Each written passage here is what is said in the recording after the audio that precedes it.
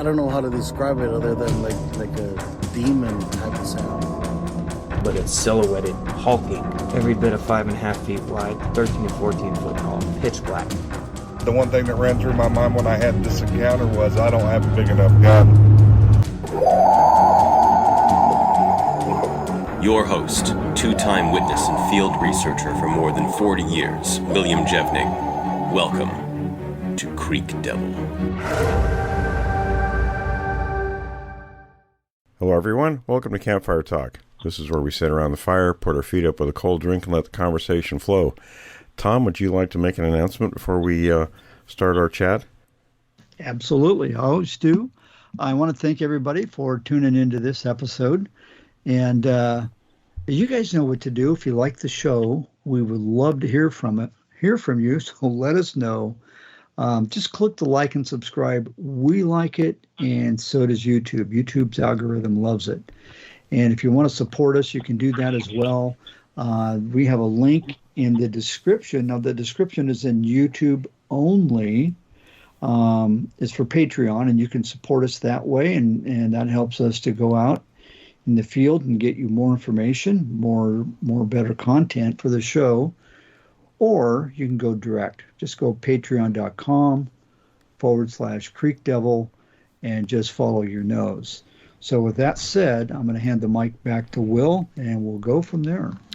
All right. I'd like to thank everybody for adding likes to the videos, too, because that really does help the algorithm. So I really appreciate that, folks. Now, every once in a while, I'll look at comments on YouTube. And for those who are listening on the other platforms, you can email us your comments and thoughts. We'd appreciate hearing.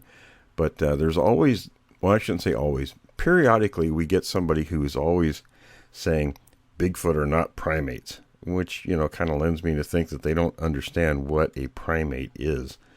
So I without going into any kind of a detailed biology or zoology lesson, just to kind of highlight things, and to kick the topic off, I did a little snooping around this morning, and life is kind of divided up into different groupings, right? And it starts off with species, moves up to genus, family, order, class, phylum, kingdom, and domain. So why would Bigfoot be classified as a primate? Well, animal life is classified into different, I guess in this case it would be starting at order and then going on down to family, genus, and species by their physical characteristics. In other words, Sasquatch looks more like humans and apes and monkeys, in its physical characteristics than it would, say, a horse or a giraffe or, a lion or things like that, right? So that's how things are classified. And I did a little, again, snooping, and this was interesting. I didn't realize this. In the order of primates, there are more than 500 species. And it says they're the third largest and most diverse order of mammals. So I thought that was pretty interesting. What do you guys think? Well, I'll jump in there. I would categorize them as a nuisance and an annoyance. I think that's a different classification. Oh, okay. Because we know people that could be classified that too. Yeah, we know people that could be classified into that grouping too. Well, I think it stands to reason. I'm sorry, I'm a little bit hoarse this morning. That obviously Bigfoot's a primate of some sort. We don't have a classification for it, of course, but because we don't have a complete DNA breakdown on them. But they couldn't be anything else. I mean, they look like primates. They look like monkeys, apes, men. So where else would you stick them? Well, they've got to be primates. Yeah, I'm always left a little speechless when I see somebody making that comment. I'm thinking, well, what do you think they are? They're not a duck. I mean, if the old saying, if it walks like a duck, if it quacks like a duck, then it's a duck, right? It's a duck. But they don't look like any other creatures in the animal kingdom. They look more like humans and apes than they do anything else. So that's how things are classified, by what they look like physically. Well, I would always be curious to see what, if they don't think they're primates, then what do they classify them as? I never see an answer to that. It would be interesting to see where their mind goes on that. Right. David, Chuck, what do you guys think? Well, they're not a canine. They're not a feline. They're not a bird. They're not a reptile. So what the heck are they? They're primate. Yeah, it doesn't mean that they're human or a monkey or whatever, whatever you think. You have to, and all this stuff is out there. I mean, anybody that listens to the show can certainly go look this stuff up pretty easily, and they get all the answers right there. So now, when you look, it's not going to say, well, Bigfoot belongs to this group. No, but it tells you why the things are classified the way they are. So, and this kind of piggybacks on that, I guess. Forrest, you sent us that article about, and I remember years ago in my anthropology courses, they talked about, it was the out of Africa theory, where pre-humans and other primates developed in Africa and then spread out around the world out of Africa. But there's, and I do remember reading not that long ago where scientists were finding evidence or believing that there were also, pre-humans developing in the Middle East at the same time. But now they're saying that, or finding evidence that primates may have developed in Europe and then gone to Africa instead of the other way around. Yeah, I found that fascinating. Well, that they had found evidence in Europe. It was European fossils that they were finding that was showing that bipedalism had occurred in the fossil record a long time ago, obviously, in monkeys. And I mean, they were finding this, that it was evident in monkey fossils and ape fossils that they were finding in Europe and the Middle East, and in Africa as well. But these were even older in the European areas, and they have found a fossil in Greece. They found one in Turkey. The one in Turkey is absolutely astounding, and the skull case and everything is so complete, more so than anything they found so far. And then they found another one in, I want to say Romania. I may be wrong on that, but it's in that general area. And they're all 8.7 million years ago. They're older than what they have found in Africa. So, this is just amazing. Yeah, it really is. I think the last article I read, they were, at least on bipedalism, it was 7.5 million years ago that the oldest, at that time, the oldest fossil showed. In Africa. Yeah, bipedalism, yeah. So that's interesting if it's, you put another million years on top of that elsewhere. Yeah. Yeah, I just, that's why I sent that to y'all. I was just absolutely, I was thrilled and I was astounded. I get excited over strange stuff, I guess, but, that's the reason I got into what I got into, because that stuff excites me. But, they have made so many discoveries since I went to school, so that's why I have to keep up on it all the time. Otherwise you're left in the dust. It is hard to keep up on all that stuff. I'm the same way. It's like I'll see something that'll sort of grab my attention. I'm like, oh, gee, that's changed since, the Stone Age when I went to college. So, well, I think when they found all those finds that they found in the cave, and you'll forgive me, I can't think of the name of it right now, but Berger was the anthropologist that found that, and all those individuals, and I think he's up to, 20 or plus that they found in that cave. And the fact that these were showing such archaic forms on their bodies, their body structures. They were modern in some more modern. Let me say that they weren't modern like you and I, but they were more modern than, in some ways, than what kind of went along with the archaic features that they had on them that they were exhibiting. And he was absolutely shocked when he got the radiocarbon dates back and found that here they were living in South Africa along with, they were there in the age of the Neanderthals, the Cro-Magnon, and even some in the Denisovans. So, and this is just, predating the advent of modern man. So it's amazing. It really is. So, I mean, we can't explain that kind of stuff. I think what it shows us that the possibility, and I have long said this, and I think you kind of concur with me, that the Minnesota man could very well represent a form of Neanderthal or Denisovan. And it just lends credence to the fact that there could be archaic forms that are still living out there amongst us, only they're hidden. They've got enough sense to know that they need to stay hidden if they want to stay alive. Well, yeah, and they wouldn't still be there if they weren't smart enough to be able to survive, not just in those environments, but because of modern-day humans and other factors. Well, all primates are, exhibit a high level of intelligence. I don't care, even down to the smallest monkeys, your spider monkeys that people keep as pets. You look at a primate and you just see humanity in them. I mean, I don't care. They may have a tail that's, 3 or 4 feet long on them, but then the things that they're doing and the facial expressions. I mean, I was watching a deal on macaques the other day, and this mother was trying to teach this little one to not do something.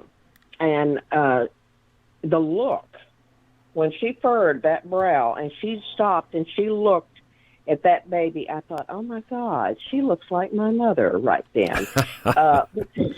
I could remember my mother doing the same thing, the look that Mom gives you when you've done something that you shouldn't have done, and she doesn't really want to slap the you-know-what out of you because there's somebody around that might see her.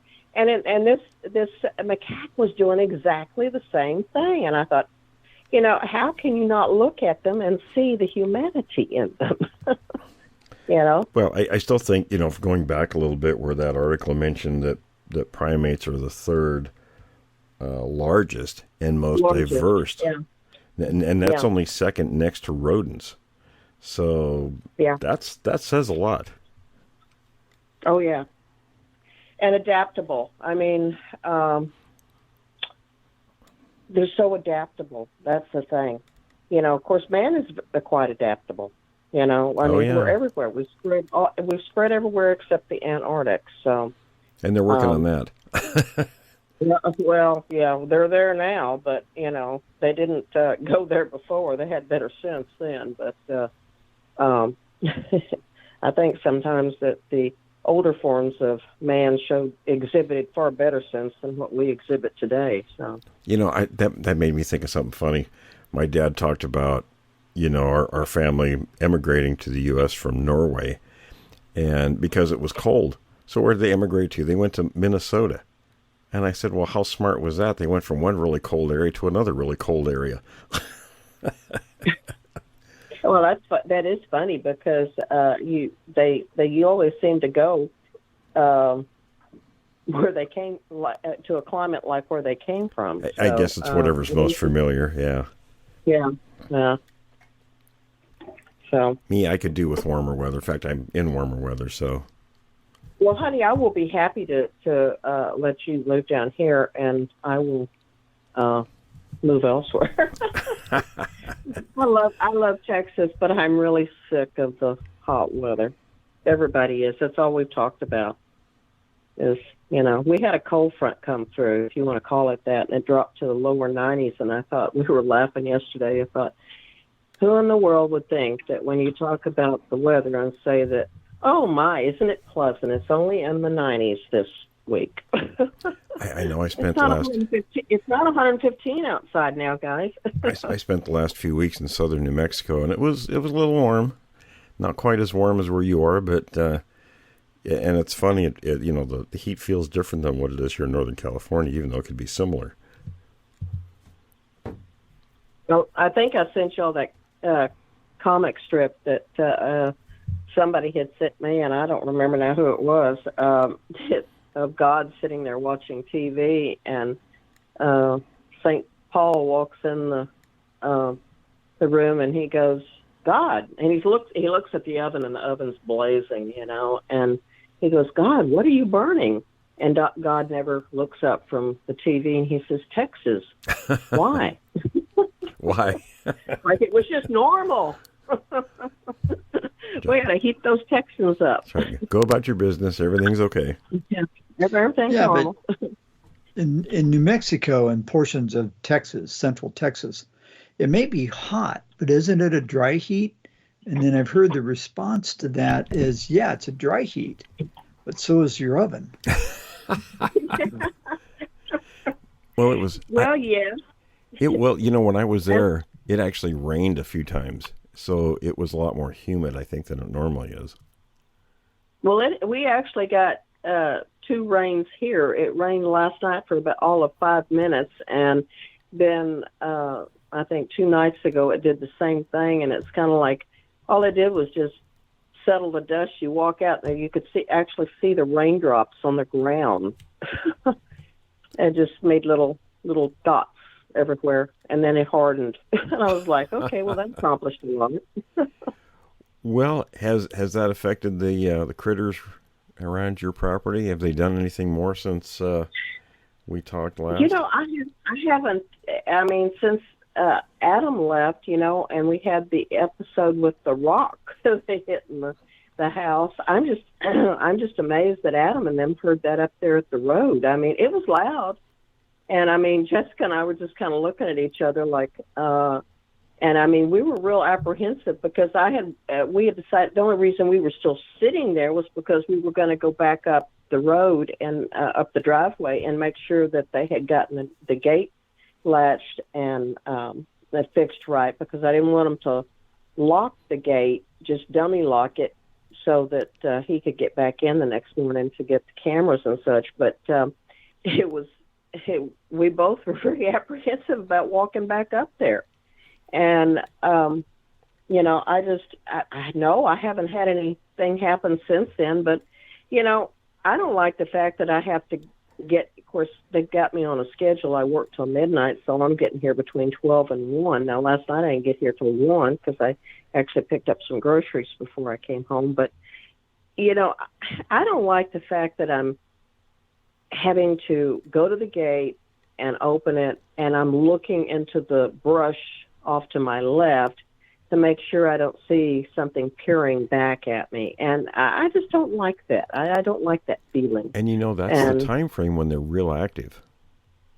Mm-hmm. Yeah, I know that. I know you don't want to hear that, but put up the other alarm for us? Do what now? Have you had a chance to put up the other alarm?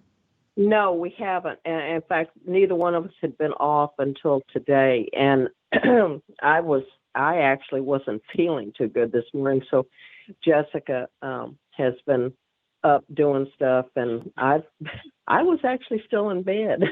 So my left knee had swollen up on me really bad, and it was kind of bothering me. So I thought, I'm just going to stay in bed for a little while, and if that doesn't cause a problem. Jessica said, no, just go ahead, stay in bed. And so she was doing stuff, but she was going to put it up for me. So we got to go get the ladder from the barn. Did you ever get the pictures off the trail cam? You know what? I didn't, because my Bloom, and you know what I should have done when Adam was here? He had his computer, and we could have looked at it on his computer, and I didn't even think about it, and he didn't either. My viewfinder for the SD cards is not working right, so I may have to go get another one, and that thing's almost $100, so I just haven't had the funds to do it. So, no, you don't need to buy one of those. if Jessica's got a laptop, and I think she does, you can pop it in there, copy the files on, and you're golden. Okay. Yeah, it won't cost you a dime. Yeah. Yeah. Maybe find out who the sneaky bugger was that put that camera out there. Well, Exactly. yeah, it would be nice to think that that was the case, but I think the sneaky booger probably had enough sense to know not to put his face in front of the camera. Well, that's true, but he never didn't know. have enough sense to stay off your property. Well, yeah, but you know what? I think that was it. I don't think that was a matter of having sense or not. Will, I think that they did that on purpose, hon. Just being a butthead, I guess, huh? Well, I think that somebody is being nosy, I guess, would be the right. I'm not sure if that's the right terminology. I could probably think of other things that I call them, but you know, I think that they were being nosy. I think they were looking for stuff. I would And say I know so. And I think you know what stuff I'm referring to. Oh, I know. Big, hairy, bipedal things running around out here. Even the smaller Yeah, hairy ones one running thing- around. Yeah, exactly. Really small, hairy ones running around. One of the And I concerns wonder I sometimes have. if it's the smaller ones that are causing all the mischief and stuff, but I haven't had any cats being bothered. And that's all I'm thankful for is, you know, leave my cats alone. Leave my, you know, horses alone. And they could even leave me alone. I could include myself in that category. Forrest, I was going to say, one of the concerns I have is, you know, they're good at kind of forecasting human behavior and picking up on patterns and stuff like that. So coming home at the same time, you know, every day or every night and undoing the gate, that's my... Tom, I don't want to add to your concerns. It's just something that kind of crossed my mind. that kind of conjures Oh, up. thanks. That conjures Thanks, up images Tom. of You just always.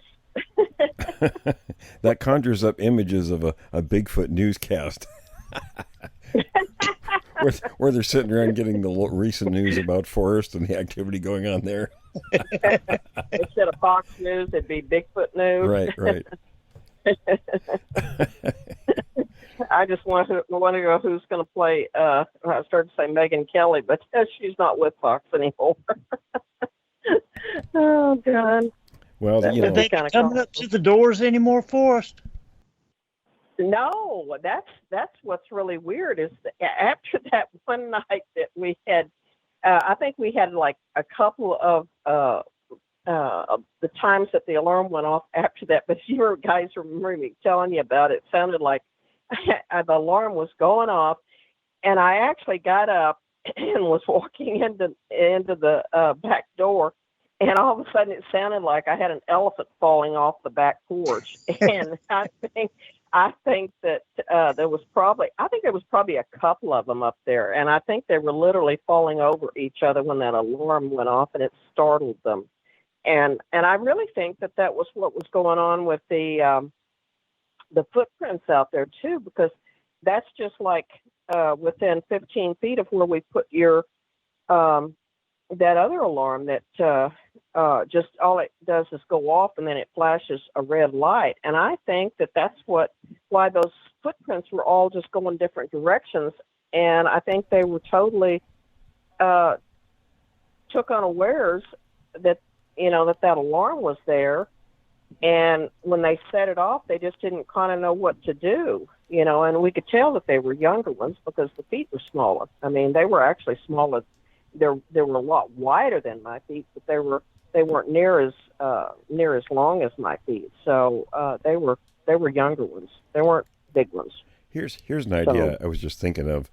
Do you suppose, and I'm going to throw this out to everybody, since the juveniles are going in there and kind of testing those boundaries and getting surprised by the different things that are happening there, and we know that, you know, if you want to get rid of the creatures on your property, one of the things you do is you change up routines. you always throw them off, and it'll really kind of mess with their heads. So do you suppose the adults are kind of sitting back watching what's going on with the juvies going in there and experiencing these things? I bet they are. Well, I don't know. You know, if they act true to form with other primates, you know, humans even do this too, included in that group. You know, teenagers run with teenagers if given the opportunity. Yeah, with humans, they are always made to come home. And you do see them, you know, come back even within the gorillas, the chimpanzees. We don't talk a lot about the orangutans, but, you know, orangutans actually, I probably should clarify, don't share as much DNA, believe it or not, with humans as do the chimps and gorillas. Strangely enough, but, you know, even your other primates such as macaques, spider monkeys, capucines, you'll see the younger ones, what we would refer to as teenage ones, they form groups.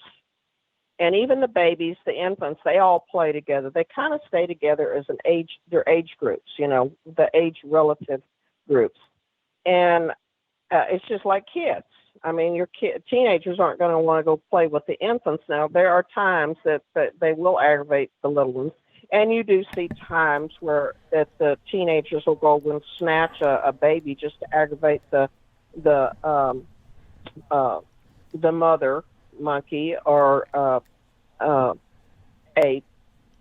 And sometimes they actually do a kidnapping too, just to assert if they happen to be their mother happens to be an alpha female, then they think they can go pick on everybody else's kids, and they will do it. But they try to assert, they bully. It's bullying, just like you see in kids. And where I was going with this before I got as my kids will always say, Mom, you went off the rail there. But I'm famous for that. But they form little groups, and then sometimes they will, you know, go out and do their madness and mayhem, and then they'll come back and they're with Mom and Dad. Now, when we think of Mom and Dad, it's not like Mom and Dad with humans, because a dad may have multiple wives. So Dad's just there with a group of females, you know, lording over them. Whereas we don't see that. Well, there are groups that have multiple marriages, but it's a slightly different arrangement than what humans do. They're not monogamous. So, I think what I think might be going on here, I think maybe Mom and Dads have moved out towards the lake because, for one, it's cooler out there, and they've got a water source around here, because we have looked around these water tanks that we keep out here for the horses. I haven't even seen deer tracks or hog tracks out there. And you're not really seeing signs of the adults either, right? No. I mean, and all I saw that time was the, you know, those juvie tracks out there. So I just think that they have moved west, and we're only like 8 miles. And shoot, you know as well as I do, 8 miles is nothing for a Bigfoot to go in a night. So you have the juvie gang there. I think I got. They left me with the problem children. You know, the camp. Yeah. Well, I don't know. I don't know. They may not consider them problem children. I just consider them problem children. But it's kind of like, okay, well, you just stay back at the camp with you know, Forrest there, and she'll take care of you. Okay. That's right. Take your little hairy backsides over there and get away from us. Yeah, it's more like sending the kid off to camp, you know. Camp Forest. I'm Camp Forest. She'll take care of you. So, and they seem to be fine. But I think it was pretty evident, because Jessica and I came in and we were thinking about, like, why was there a rock thrown at the trailer? Now, they could have easily thrown the rock at us, but they didn't do that. They just threw it at the mobile home. And I think they were just showing their displeasure. You had a bunch of people there, and we didn't like that. You're paying attention to them and not us. Yeah, well, they were a lot nicer. So, anyway. Chuck, you ever hear of any situation like that? Sometimes I have. The craziest thing that's kind of happened lately here, well, not actually here, but this is up in the Wichita Mountains, which is over by Fort Sill. You know, that whole area down there is pretty wild country. And just recently, not too long ago, there was about 30 or 40 people that actually saw 3 Bigfoot walking around the lake. And they had that many eyewitnesses that actually saw them. And that's the newest thing that I've seen. I just found it pretty interesting that over 40 or 50 witnesses actually saw them. And they actually, I think it was actually talked about quite a few times down there. So I thought that was really interesting for them to come Chuck, out like that in the middle of the day. Out of those 30 or 40 witnesses, I mean, did any of them make a report with, the authorities or to the news media? You know, how did this information get out there? Well, I got the information from another researcher that actually investigated it, and I don't know all the details. He just told me that there were 40 or 50 eyewitnesses that actually saw him walking around the lake, and I thought that was very unusual for him to be like that. How recent was this? I'm going to say I don't really know the time frame, but I think it was maybe a month or two ago. I wonder if anybody got any pictures, photographs. Now that I don't know. Yeah, you'd wonder out of a group of between 30 to 50 witnesses. Yeah. Cell and if they feel safe enough, they're on the other side of the lake if somebody doesn't. But again, I know the feeling of not, you're so stunned at the moment. I was on the other side of the lake, and it wasn't even a sighting. It was just this thing screaming. My wife and I heard it start off a low roar and then up to this very high pitched scream. And this went on for a very long period of time. And each incident was in duration that even an opera singer, nobody could sustain that much energy and, for that length of time. Did I bring out my camera or my recorder? No. You're just kind of stunned. I mean, my opinion is that if you've got that many people that are actually seeing them at the same time, then somebody bound to have pulled out their phone and recorded. You would hope. Yeah. You'd think somebody would have at least got a picture of some tracks or something. Right. And the researcher who's researching this, I would think that'd be the first question I would have is, sure, hey, who took a picture of this? Who videoed this? Right. Well, do y'all remember back, and this was actually on Monster Quest at one point in time, the group that there was a family outing, and that they watched, this was down in Florida, and they watched a swamp ape actually walk across this marshy area. And I mean, they got they got some really good film footage of it, actually. But there was like 15, 20 people, they said, standing there. And, but I never saw any other film footage come forth other than this from this one family. And is that the one that that had like a lot of older teenagers or college kids, and it started coming towards them, and they started screaming and running away? No. This was actually just going across. You know how I don't know if y'all have ever been to Florida, but out there in the Everglades area, they have these. It's like little islands of growth, with trees and bushes and stuff, and it kind of raises up from the regular the swampy land. And so they have animals like deer and stuff that will go from one island to another island. And it's not really truly an island, but that's what they kind of have the appearance of, because they have the trees, and whether they be palm trees or oak trees or whatever growing out there. And they go and they will sleep on that, and then they'll go out there and feed in the swampland, And this thing was literally, it appeared to, on the footage that I watched, that it was going from one of these islands to another, but it had to walk a great distance across there.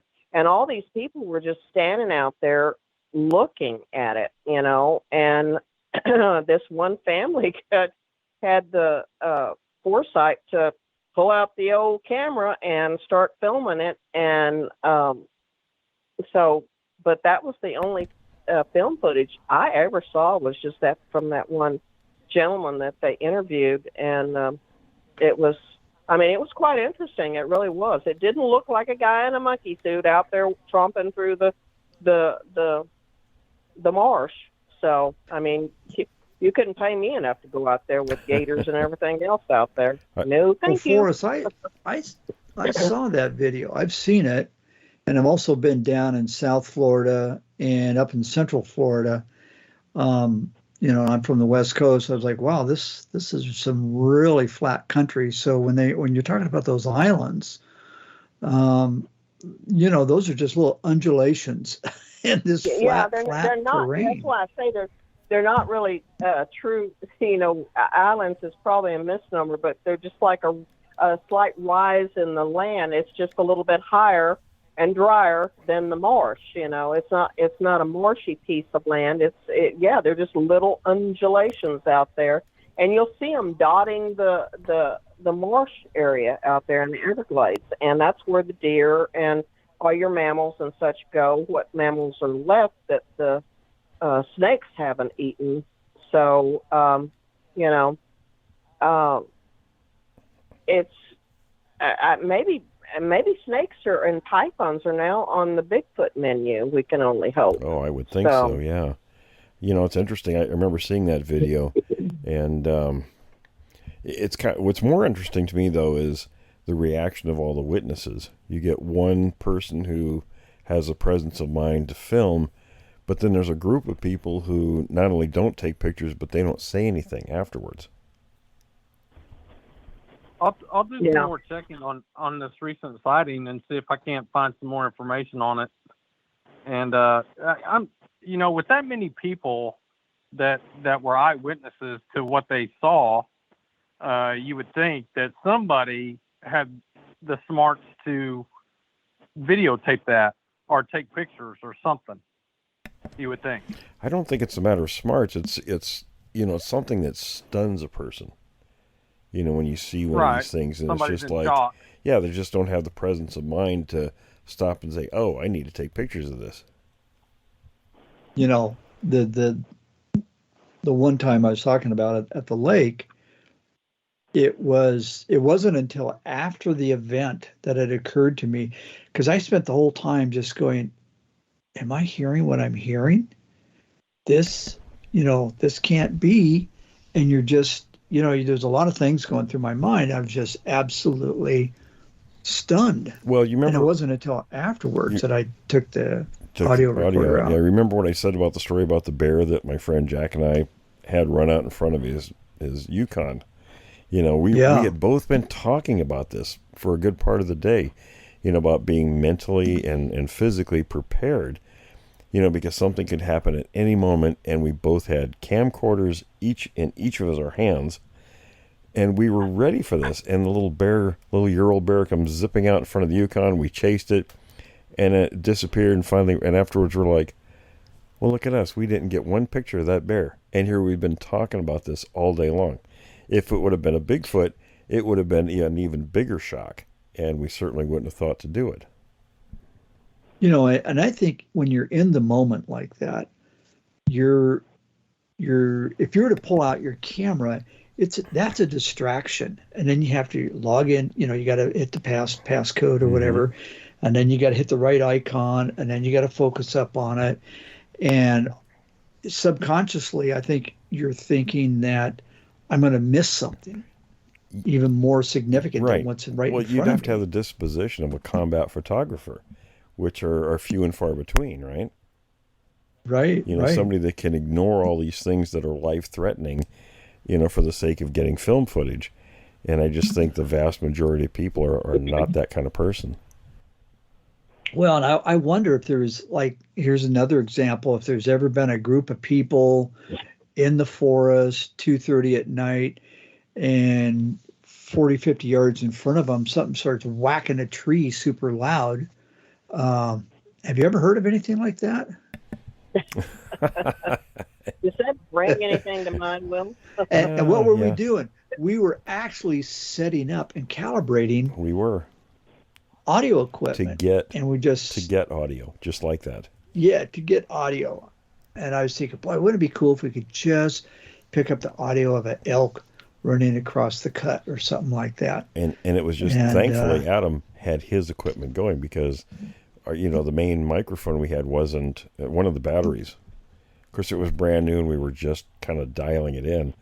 And we didn't realize till your brother Dave said, oh, yeah, one of the batteries isn't working. One for the dish and one for the recording unit. The recording unit was working, but the dish and mic wasn't. And I did record some of it on my iPhone, but my iPhone has the OtterBox on it, so you don't get good audio quality in the first place. You can hear it, but it's not as... You know, it's not the same as being right there.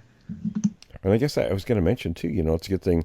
Adam said that everybody he met, you know, Forrest, and he spent time with TW and Alan. That was all, he said it was all really excellent, what you guys did. And that's going to be in our second film, folks. The first one, I don't know what, I don't think Adam's home yet, so I need to find out when he's going to, what's going to happen with distribution on the first documentary. But the Texas stuff is the second one, so he's got the first one done, and it's getting ready to go into distribution, and he's going to be, when he gets home, he's going to start throwing the second one together. So if you want to go, you want to see what's going on with the first one, go to creekdevil.com, and the what did Adam call that? It's the press kit or something like that that's up there. Yeah, it's the electronic press kit. Yeah. And so we've got the PDF there. And so possibly as early as today, Adam may even have the actual video. So we'll see. We'll see when that's available. Yeah, I don't remember what he said about how that's going to be distributed. I know he was waiting for some of his people in Hollywood to do stuff with him, and I'm not going to go into that because I don't know exactly what's going on. So we'll leave that up to him, and we'll just announce it when it's available and where it's going to be available. You know, I just wanted to say one thing that, you know, that's what makes these, when we're back on the camera thing and taking pictures, that's what makes these great wildlife photographers, because they can absolutely ignore everything but what they're focused on. And I'm not so sure, especially with some. I used to have a friend that, and he actually, his wife and I worked together in Alaska, and Mike was actually a physician, but he would take trips to different areas, and he, of course, his fascination was bears. And I remember his wife, Kathy, used to say all the time that she had been with him on a couple of times that he would be taking pictures of grizzlies. And of course, he's got all the beautiful, you know, huge lenses and all that sort of stuff. But it would terrify her was the fact that he could be totally unaware of anything else going on around him, but would be so focused on this. And there are actually pictures out there, and I've seen them. McDonald's actually has them in there. And my daughter and I were up in Wisconsin eating at a McDonald's, and we walked in and saw his pictures on the wall. And they were all signed in the corner, you know, and we were like, oh my gosh, this is Mike's photos. But he actually did a book of, and I had one, an autographed copy that he had sent me of bears around the world. He had gone to every location in the world and taken pictures of bears where they're found in the world. But she said it used to scare her to death that he could have other bears wandering around, but he had this one female that he had followed for a couple of years she always had triplets. And they were just some of the cutest photos you could have ever imagined, you know. And they'd be all standing up on their hind legs, Mama and all the 3 little baby bears. And they would be standing there looking at him. But he'd have all these other bears milling around him, but he would be totally oblivious to them and be focused on Mama Bear. And I don't know if y'all know much about grizzly mama grizzly bears, or even anything around about a lot of mama bears. You know, they didn't get that moniker of, you know, when you talk about human mamas that are real protective of their children. Oh, she's a mama bear. Well, they didn't give that moniker to humans lightly, because mama bears don't like intrusions into the lives of them and their baby bears. So I can appreciate what Kathy was going through. So anyway, but you got to give it to these wildlife photographers that's how they get these pictures. And I honestly do not understand how some of them have survived their trips to Africa and these other strange places that they go to get pictures. I mean, he even went up into the Arctic to get polar bear pictures. Oh yeah. You know, well, Will, that goes against your military training, which is maintain situational awareness. Oh, constantly. This is the polar opposite of that. Yeah, and you know what? It really takes a special kind of person to be that kind of focused, and to detriment sometimes. I mean, you know, people have been killed being that focused, whether it be in combat or animals. And there was a story specific one I was thinking of, but I won't go into it at the moment. But yeah, I mean, you know, when it comes to, I'll tell you, I was up in the northern part of this state, kind of adjacent to the Bluff Creek area, and Jack and I stopped to, being older guys, you drink a lot of coffee, and you got to stop and get rid of that coffee once in a while, release it back to nature. So we stopped, and I think the most afraid I've ever been, I've been when I was a little boy, 5 feet away from a bear that was coming up the trail at us. And, so the most afraid I've been, of course, encountering Sasquatch is relatively close in other circumstances, but the most afraid I've ever been was getting out of that vehicle and seeing bear cub tracks in the mud right there. I mean, little ones. They were no more than, an inch and a half across.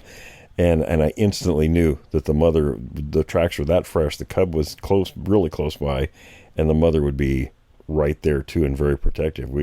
I said, we got to get back in here and get out of this area, because you know what's going to happen. Yeah, and the thing is, a lot of people don't realize if you don't have the experience with them, bears move at the speed of light, or just slightly under that. Oh, they're fast. I mean, they can move super fast. Oh, yeah. There was, in fact, kind of a reference. There was, I don't remember where I saw it, but there's a scene. There's the movie, Cocaine Bear, and I guess there's a scene. I haven't seen it, but there's a scene where I've seen pictures or film from the scene where the bear zips up this tree after this guy, and it's super fast. And the comment from someone who knew bears said that was accurate. There's a lot of inaccuracies in the movies, of course, but that one was accurate. How about the speed that bear went up the tree and got that guy? Wow. Yeah. Bears. Don't mess with them. Here we are, No. we're out chasing around after giant monsters that eat bears, but I think I'm more afraid of the bear sometimes. Yeah, no kidding. Silence. Well, I was just thinking of an incident where my husband and I were in Canada, and we had just left Beaver Creek, and in the spring months, you would get the bear come out and they eat the clover along the highway there, and it really grows up lush and nice along the highway. And so we had stopped because there was this beautiful sow with, and she had 2 cubs with her. And now a lot of people may or may not know, down around the coastline, you get what we call brownies. You've heard Fred and I talk about the brownies down there. And the brown bears are brown. And but on the interior, and this is true in Canada as well, they get a silver tone to their. They're not as big as well either. They're slightly smaller grizzlies, and they have a silver tone to their coat, and they almost kind of look like a silverback gorilla because most of the silver is along their backside and belly. And so here's this sow. She's just really going to it, eating this clover. And we pull up in the truck, and she is not paying us any never mind at all. And of course, they're used to people stopping and taking pictures of them, even the really wild ones up there. They're just kind of accustomed to that, and they just go on about their bear business. And she was, and the babies were right there eating with her. And my husband's like, "Oh, we got to get a picture of this." So he rolls the back window down. And you know how the side mirrors have that thing on there? All objects are closer than what they appear in the mirror, And I'm sitting here looking out the side mirror at the grizzlies out there eating, and now literally I am parked right beside her, literally. And my husband is hanging out the back window. Yes, hanging out the back window, taking pictures of them. And we got some beautiful shots. At one point in time, Mama Bear actually looked up at him in the camera, and the baby bear stood up on their hind legs, and we got those. And he was there taking pictures for, a good 2 or 3 minutes and got some really good shots. And then all of a sudden it occurred to me, I'm going, Casey, objects are closer than what they appear in the mirror. That bear was literally one swipe away from him. Holy cow. She could have reached up and swiped the camera, and it probably took his head off too. And that's how close he was, because I'm looking in the side mirror at him, looking at taking the pictures of the bears. Of course, my husband was one of these that knew no fear. I guess that's why he was in the military. But he just was that way. And I was like, I reached back there and I just kind of grabbed him by the shirt and I said, "Get in the truck." And I probably said a few other choice words that I won't repeat on air. But I was like telling him, "Get in the truck." You don't realize. And then he sits there with the damn window open for about another 2 or 3 minutes, fiddling with the camera. And I'm like, "What you?" And I had to hit the button, and I roll the window up. And he's like, "What'd you do that for?" And I'm like, "I don't want her coming in the window, But we were just lucky. She was so focused on that delicious clover that she kind of really could care less about him taking pictures of her. Yeah, but he was lucky. You're he lucky. Really was. Yeah, you're lucky in a situation like that. Like when I was a kid, I mentioned about being that close. The bear was coming up after beehives that my dad's friend, my dad let him put beehives on, or keep beehives on the property for a time, I guess while he was moving or something. But Yeah, the bear was coming after the beehives and not the kids, thankfully. Well, I don't know have I ever told y'all about the Yellowstone? I don't mean to we're getting off on bear stories here, but have I ever told you about I think I've told you, Chuck, maybe, about the bear in Yellowstone? Well, the bears, let me clarify that. The bears, our family experience with bears in Yellowstone, it was actually quite comical. And I think we actually made the national news. We're probably idiots of the week, But if you got 5 minutes, of course, it's never 5 minutes with me when I'm telling anything. But I would tell you this story because it's actually quite funny. You know how people act when they see the bison and the bears in Yellowstone. Well, we drive up and there's cars parked on either side of the road and people getting out of the cars with their cameras and stuff. And we're all like, the tourists from Texas to Yellowstone, what's going on? But my father was quite strict. He says, nobody exits the vehicle. You stay in the vehicle and we got to find out what's going on here. Because he didn't really know what was going on at the time. And when we first pulled up in the back end of the line of cars, and of course, then we got other people pulling up behind us and stopping and yada, yada, yada, and on it goes. But so we're sitting there, and I actually had my window rolled down because we'd been driving. It was very pleasant, the weather was. So we had the windows rolled down and the back, and I don't remember what the situation was in the front. I think at one point in time the windows were rolled down, but they quickly got rolled up. But we're watching all of a sudden see these bears, and it was a mama bear, and she had, all we saw was 2 cubs. There actually turned out to be 3. And so she's going, literally, people are throwing stuff out, candy and foodstuffs and stuff out the windows to mama, and she's collecting these. The babies are eating it and everything else. Now, I'm sitting in the back seat with my window rolled down, and my brother, who I think I've told y'all before, we both share the same birthday. However, we are not twins. There's 10 years difference in our age, but yet we're both born on the same day. And I always say we're both Virgos, but we're the opposite sides of the coin. I try to show good sense. My brother's an idiot, just teetotal idiot. And he's sitting there throwing chocolate candy out the window. And I didn't realize how much bears like chocolate, but I quickly became aware of it because I'm sitting here because now one of the baby bears is kind of standing up out there, on his hind legs begging, and he hadn't ever touched the car at that point in time.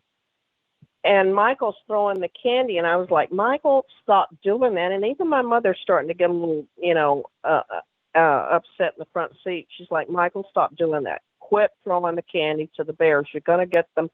First thing you know, that bear will be on that car, and it'll be scratching the car. Okay, well, then all of a sudden, Forrest turns around, and she goes, oh, my God. There was a baby bear literally coming in my window. And I'm now screaming at my brother, stop feeding the bears. Roll your window up. Stop feeding the bears. And I literally am trying. This baby has got my window wasn't completely rolled down. It just was had about 2 or 3 inches of glass showing. And now we had electric windows, so it wasn't like I could crank it up, And I'm pushing the button trying to get the window to roll up. And at the same time, I'm trying to push these little baby paws out the window.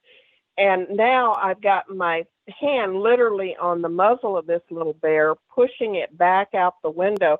And all my mother can do is scream in the front seat, don't touch that nasty bear. Don't touch that dirty bear. And I'm like, oh, my God, she's worried about the hygiene of the bear right now. I'm just worried about it coming in the back seat.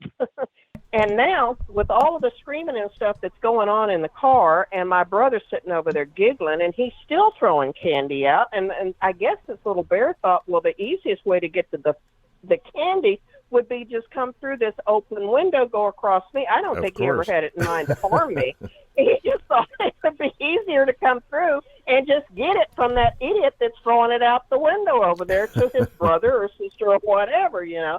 But I'm really concerned about, I really don't want to be sharing my seat with this baby bear. So I'm rolling it up, and now my father's turned around, and you can see him hitting the button up there trying to roll the window up. And I finally got the little guy's paws off, and now as I'm actually pushing the baby bear out, all of a sudden my father goes, "Oh my God." And then the car starts rocking. Mama bear had raised up on her, fully on her hind legs. Mama was worried about the baby bear scratching the car. Oh my God. The mama bear is now raised up, and she is rocking the front end of the car. This is the God's honest truth. I think we made Newsweek or some magazine that for the idiot tourists of the week, and all because of my dear sweet brother. Well, I finally got the bear pushed out, even with my mother screaming, "Don't touch that nasty bear!" And got my window rolled up, and the little bear just looked so upset that he missed out on all the candy. Texas, and his what are you doing? sibling over there was getting all the candy after all the trouble he had gone to, you know. And that mama bear had to have hit our hood. We had dents on our hood. Yes, where that mama bear had, and she was a black bear, thank heaven. So it was better than a grizz, I can guarantee you. Because if it had been a grizz, she'd have probably already been in the car. You know? Yeah, or tore the door off or something. Where's grizzly Ranger bears. Smith when you need him? I just sent Will, I sent you, and Forrest, I sent you guys a copy of a grizzly that was in Tony's two houses down from Tony's house a couple years ago.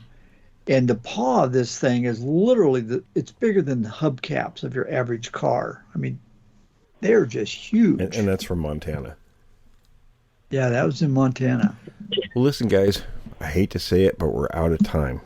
I'm going to let everybody know that I'm going to be in the South Puget Sound area of Washington State on, let me see the calendar here. I'm going to be there on the 21st of this month. I'll be there for a couple of weeks. So if anybody wants to meet with me, and any witnesses especially, you can email me at wjevning@gmail.com. And, I'd like to meet with people. So anything else, everybody, before we wrap this piece up? I barely have anything else to talk about, so. I'm all out of bear stories. All right, Good. All right, everyone. Well, thanks for sitting around the fire with us, and join us next week. Thanks for listening to this episode of Creek Devil. If you or anyone you know has had an encounter with these creatures, please contact us at williamjevning@yahoo.com. That's William, Jevning, @yahoo.com. All communication is confidential. Join us for another program next week. And until then, keep your eyes open out there.